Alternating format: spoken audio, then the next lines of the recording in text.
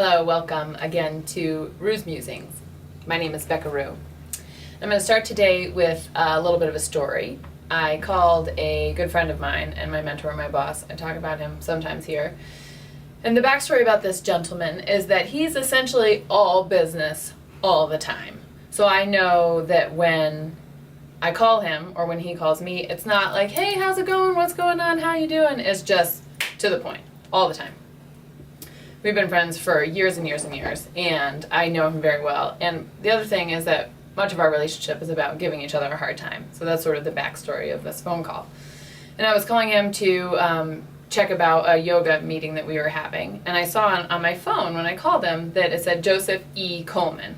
And I was like, oh, I never knew what E stood for. So he answered the phone. He's like, hey, what up, Rue? And I said, I just realized that your middle name is E. You're Joseph E. Coleman. I don't even know what E stands for. And he says to me, did you seriously just interrupt my meeting with Mike Bristol to ask me about my middle initial? And I said, no, I didn't seriously just interrupt that for that. I was calling to do this other thing. I got off the phone with him, and I felt bad. Does that ever happen to you where you feel bad about something that you're positive you shouldn't feel bad about? Because I know, he never thought about it again, ever. And he wasn't actually upset that I called and interrupted the meeting. He was just giving me a hard time. It's part of who we are. And so when I was reflecting on it and realizing, wait, I really feel bad about this is a strong statement. Sort of feel bad about it. I was like, what's that about?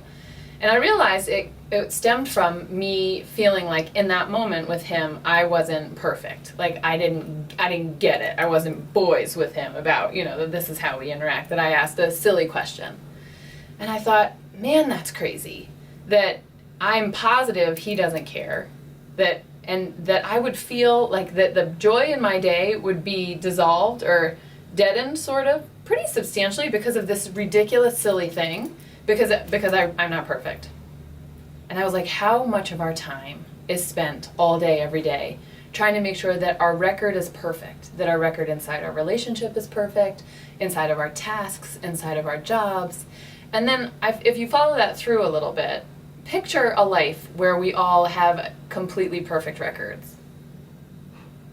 Everything, all mystery is taken out of the world.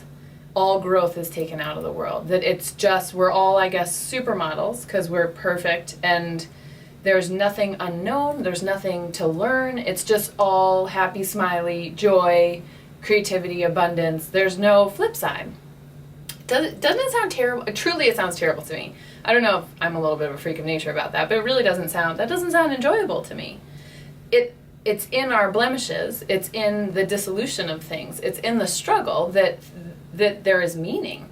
So think about the people in your life who mean the most to you and take away all of the misunderstandings, take away all of the hurt feelings, take away all of the miscommunications, and that relationship is it's just flat and boring and dead.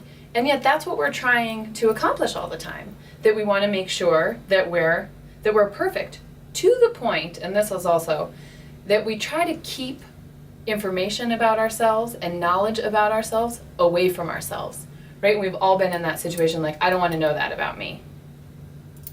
What? Why wouldn't we want to know ourselves? And even the parts that are a little bit dirty or a little bit confused or a little bit tarnished, that those parts are what make my friends interesting to me. It's not all of their talents. It's not only that side of them, but it is their struggles and it is their quirks and the ridiculous things about them. So my fear is that in trying to be perfect all the time, even trying to keep our image of ourselves perfect for ourselves, we're not living fully, and we're so afraid to fail that we don't try, that we're not ready to say, I want this thing. I'm not positive that I'm going to do this perfectly my first time, because that's just not really how things work, but I'm going to try it anyway and go through life being ready to fail, being prepared to fail, knowing that from that failure, growth comes.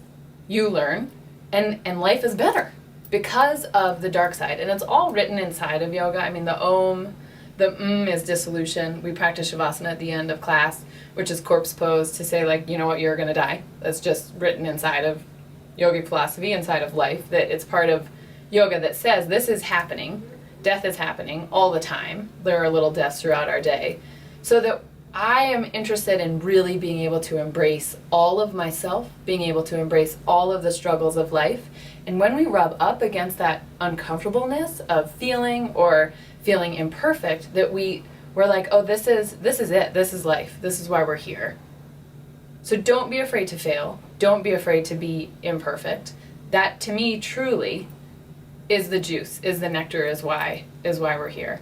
So I'd be curious to hear about your experience inside of this, inside of how you try to be perfect, and when your imperfections creep in day to day or in a big way, how always that creates the growth, the learning, for me, the joy. I don't know. What do you guys think? Don't be afraid to fail. Be yourself. Tell your whole story. Peace out. See you next week.